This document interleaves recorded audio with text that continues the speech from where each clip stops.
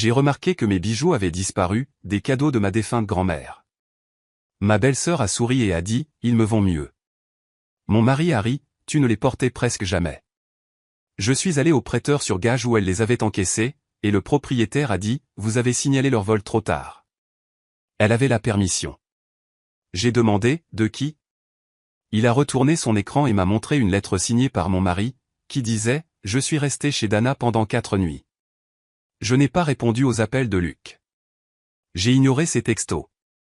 Au début, il m'a simplement envoyé quelques messages, où es-tu? Nous devons parler. Tu exagères. Puis il est devenu méchant. Tu fais une montagne d'une taupinière. Si tu vas agir comme ça à cause d'un bracelet, peut-être devrais-tu rester parti. Ça m'a touché. Non pas parce que j'y croyais, mais parce que ça confirmait tout ce que Dana avait dit. Ce n'était pas une question de bijoux. C'était une question d'irrespect, de pouvoir, et du fait que mon mari ne me considérait plus comme une partenaire, mais comme quelqu'un qu'il pouvait ignorer quand cela l'arrangeait. Et Ivy, elle n'était qu'un parasite se nourrissant des fissures. Je savais que je devais jouer intelligemment. Les éclats émotionnels n'allaient pas marcher.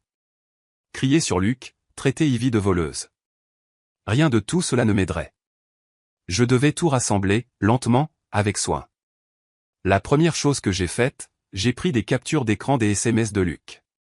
J'ai pris des photos du reçu du prêteur sur gage et de la bague en grenat. J'ai sauvegardé l'image de la lettre de permission qu'il avait signée. J'ai rappelé le prêteur sur gage et j'ai demandé s'il serait disposé à me donner une copie notariée de l'enregistrement de la transaction. Ils ont accepté. Le propriétaire n'était pas content de ce qui s'était passé. Il a dit que je ne ressemblais pas à quelqu'un qui essayait de créer des ennuis. Il a même proposé de mettre la bague de côté pour moi, au cas où je voudrais la racheter. Je l'ai remercié, mais je n'avais pas l'intention de la racheter. Pas encore. Deuxièmement, j'ai rencontré discrètement une avocate, une femme nommée Rita Dobson, d'une 40aine d'années, aux yeux vifs, qui ne prenait pas de gants. Je lui ai tout raconté. Elle m'a laissé parler. Puis elle s'est penchée en arrière dans sa chaise et a dit, « Claire, permettez-moi d'être claire. C'est du vol. Vous n'avez pas besoin de crier ou d'aller à la guerre pour les faire payer. Vous avez juste besoin de suivre les étapes. » Je lui ai dit que je n'étais pas sûr de vouloir divorcer pour l'instant. Elle a dit, c'est votre choix, mais je vous suggère de commencer à vous y préparer comme si c'était le cas. Alors je l'ai fait. De retour à la maison, Luc a agi comme si de rien n'était. Quand je suis finalement rentré à la maison, il m'a accueilli à la porte comme un mari de sitcom. Tu t'es enfin calmé, a-t-il dit, comme si j'étais la personne irrationnelle. Je suis passé devant lui sans répondre. Il m'a suivi dans la cuisine. Allez, Claire, tu n'es pas sérieusement fâchée à cause d'Ivy qui vend quelques vieilles affaires? Tu ne les portais même pas. Je ne portais pas non plus ma robe de mariée, ai-je dit. Devrait-elle vendre ça ensuite? Il a ricané. Ne sois pas dramatique. Je veux qu'elle ramène tout ce qu'elle a pris. Maintenant, il avait l'air offensé. Tu penses que je peux simplement faire sortir ça de nulle part? Elle avait besoin d'aide. C'est ma sœur. Je me suis tourné vers lui, d'un air sérieux. Et j'étais votre femme. Ces bijoux n'étaient pas à vous. Il est resté silencieux. Puis il a essayé de tordre la situation. Pourquoi êtes-vous si froide à ce sujet? Nous sommes une famille. Ivy ne voulait rien dire par là. Je n'ai pas répondu. Je suis allé dans notre chambre, j'ai fermé la porte à clé et j'ai commencé à cataloguer tout ce que je possédais d'autre. J'ai fait une feuille de calcul. Tout ce qui était sentimental, de valeur, tout ce que Luc pourrait essayer de céder ensuite. 3 jours plus tard, Ivy a eu le culot de se présenter alors que j'étais seul à la maison. Elle a défilé comme si elle était chez elle. Elle portait mon médaillon de grand-mère. Je pouvais le voir autour de son cou, se balançant légèrement sur son débardeur bon marché. Et, a-t-elle dit, comme si nous étions amis. Toujours fâché? Je n'ai rien dit. J'ai juste fixé le médaillon. Elle a haussé les épaules. Tu es mesquine, tu sais. Luc a dit, tu es peut-être hormonal. J'ai souri. Enlève ce médaillon. Quoi, ai-je dit? Enlève-le tout de suite. Elle a ri. Tu n'es pas sérieuse. J'ai sorti mon téléphone et j'ai appuyé sur enregistrer. Tu m'as volé, et maintenant tu es en train de t'introduire par effraction. Elle est devenue pâle. Luc a dit que c'était bon. Luc ne me possède pas, ni mes affaires. J'ai fait un pas en avant. Enlève-le, ou j'appelle la police maintenant et je porte plainte. Elle m'a fixé. Pour la première fois, elle a semblé incertaine. Puis, elle a arraché la chaîne de son cou et l'a jetée par terre. Tu es une folle, a-t-elle dit et est sortie en trombe. Je n'ai même pas cligné des yeux. Cette nuit-là, j'ai envoyé la vidéo à mon avocate. Elle m'a rappelé en moins de 10 minutes. C'est bon, a-t-elle dit. C'est très, très bon. Après cela, les choses se sont accélérées. Rita, mon avocate, a dit que la vidéo d'Ivy était de l'or. Elle montrait clairement la possession d'un bien volé et l'aveu verbal qu'elle savait que je ne lui avais pas donné la permission. Combinée à la lettre signée par Luc, elle brossait un tableau qui ressemblait beaucoup à une conspiration et à une fraude, d'autant plus que les objets ne lui appartenaient jamais légalement. Mais je ne suis pas allé directement à la police. Je voulais qu'il tombe dans le piège en premier. J'ai commencé par déplacer l'argent. Luc et moi avions un compte joint, mais j'avais aussi un compte d'épargne séparé à mon nom uniquement. Je l'avais utilisé pour des travaux indépendants et de l'argent, et je n'en avais jamais parlé. J'ai commencé à virer de petites sommes du compte joint vers le mien.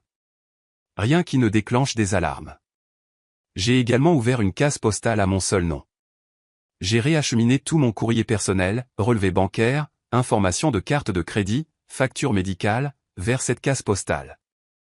J'ai fait des copies de notre hypothèque, des titres de voiture et de tout ce qui portait nos deux noms.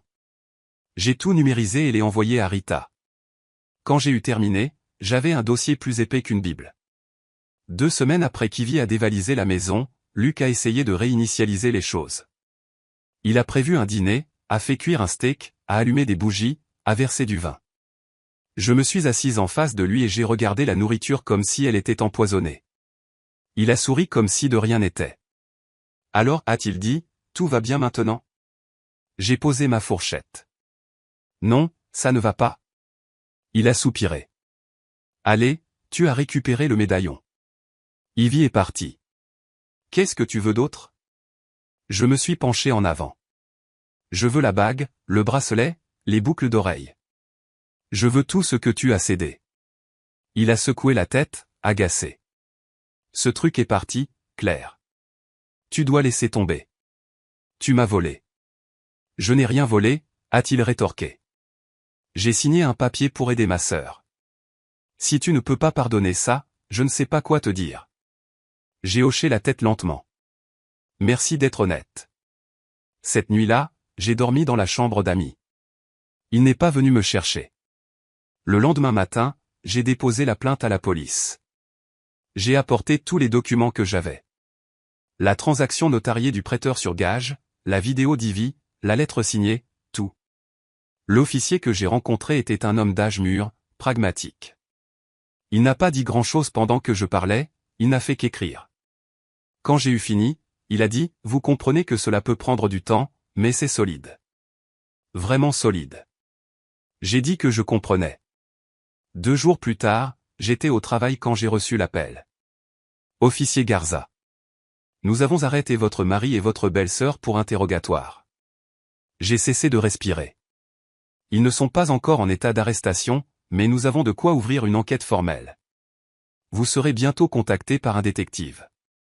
Je l'ai remercié. Mes mains tremblaient encore quand j'ai raccroché. Cette nuit-là, je ne suis pas rentré chez moi. J'ai réservé une chambre à l'hôtel Ruby, au centre-ville. Quand Luc m'a appelé, je l'ai laissé aller à la messagerie vocale. Il m'a envoyé un texto à 22h07. As-tu parlé à la police? Qu'est-ce qui se passe, Claire? Nous devons parler. Je l'ai ignoré. Le matin, Ivy a également fait exploser mon téléphone. Elle a essayé la culpabilisation, puis les menaces, puis le silence. Le même jour, j'ai reçu un appel du détective Mandé. Elle était calme, intelligente et entièrement consacrée au travail. Elle a demandé à me rencontrer en personne. J'ai accepté. Nous avons parlé pendant plus de 2 heures. Je lui ai tendu tout ce que j'avais, y compris les photos originales de moi et de ma grand-mère. Je lui ai raconté toute l'histoire, de A à Z. Elle a pris des notes tout le temps. C'était personnel, a-t-elle dit. Finalement, ils savaient ce que cela signifiait pour vous, et ils l'ont quand même pris. J'ai hoché la tête. Je ne veux pas seulement récupérer les bijoux, je veux la justice, a-t-elle dit. Alors laissez-moi faire mon travail. Je ne suis pas retourné à la maison. Je n'ai pas dit à Luc où j'étais, mais j'ai appris par une amie commune, Tara, de l'ancien travail de Luc, qu'Ivy était paniquée. Tara m'a appelé à l'improviste un après-midi. Claire, Ivy est venue au salon aujourd'hui. Elle avait l'air mal. Elle a dit que tu essayais de lui ruiner la vie. Elle a ruiné sa propre vie, ai-je dit platement. Tara a hésité. Elle a aussi dit que tu allais regretter ça. Que Luc avait un plan. Cela a attiré mon attention. Quel genre de plan, ai-je demandé. Elle n'a rien dit. Mais elle ne se défoulait pas.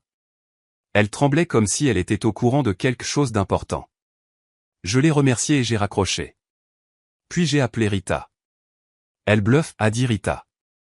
Mais nous allons tout vérifier. A-t-il essayé de déplacer des actifs? Changer les mots de passe? Je n'avais encore rien remarqué de manquant, mais cette nuit-là, j'ai vérifié tous les comptes en ligne, les banques, les assurances, mon 401k, et j'ai changé tous les mots de passe. Heureusement que je l'ai fait. Luc avait essayé de se connecter à mon compte Rossira ce matin-là. L'alerte est arrivée dans ma boîte de réception 2 heures après que j'ai changé la connexion. Il pêchait. J'ai tout classé. Chaque fois que lui ou Ivy appelait, je l'enregistrais. Lorsqu'il m'a envoyé un email disant « Tu vas regretter d'avoir fait cette chose illégale », je l'ai envoyé au détective Mendes. Quand Ivy m'a envoyé une capture d'écran d'elle pleurant dans une voiture avec la légende « J'espère que tu es heureuse », j'ai envoyé ça aussi. Puis vint le rebondissement auquel je n'étais pas préparé. Le détective Mandé m'a appelé un mardi. Claire, a-t-elle dit, nous avons examiné les finances d'Ivy. Et elle a utilisé votre nom. Mon estomac est tombé. Que voulez-vous dire? Elle a ouvert une carte de crédit à votre nom l'année dernière. Petite, mais elle l'a débité de plus de 4000 $. Je suis restée silencieuse. Claire, je n'ai jamais vu cette facture. Comment a-t-elle fait pour me contourner? L'email de votre mari était répertorié comme contact, a-t-elle dit. Et les relevés papier allaient à une case postale qu'Ivy utilisait maintenant. Je suis restée là, tremblante, le téléphone collé à l'oreille. Elle a commis une usurpation d'identité. J'ai demandé. Techniquement, oui. Et avec l'email de votre mari répertorié comme contact, cela semble très mauvais pour lui aussi. Surtout maintenant que nous savons qu'il l'a aidé auparavant. Je n'ai pas pleuré, je n'ai pas crié. Je suis juste devenue froide. Comment allons-nous procéder, ai-je demandé. Nous allons citer à comparaître la société de cartes de crédit. Cela prendra du temps, mais en attendant, nous allons porter des accusations pour les bijoux. Une fois que nous aurons les documents d'usurpation d'identité en main, nous ajouterons cela aussi. J'ai raccroché et je suis restée silencieuse pendant près de 2 heures. Puis je me suis levée, j'ai emballé tout ce qui m'était cher dans ma voiture et j'ai conduit chez ma sœur à Boise. J'ai laissé un mot à Luc.